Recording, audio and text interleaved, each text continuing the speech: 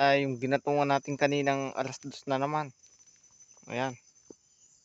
Sa ibang area naman tayo, yung unang ginatungan natin na 2:00 din, doon yung sa kabila.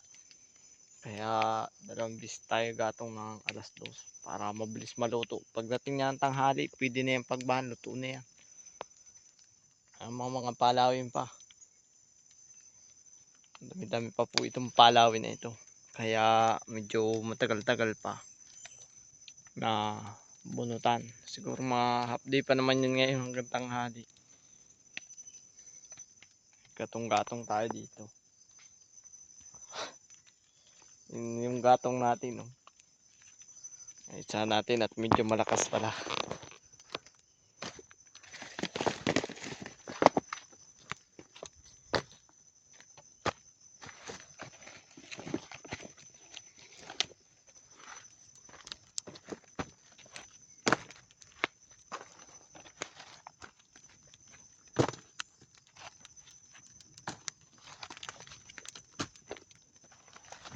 Medyo malakas-lakas nga ang apoy.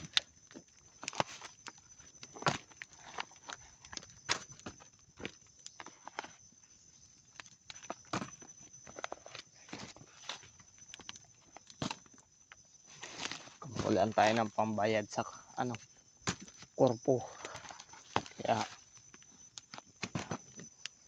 saan ta ng bunot. Kaya medyo naghina-hina na siya. Naghina-hina na yung ating apoy. Hagod yan. Alakas talaga pag napapabayaan.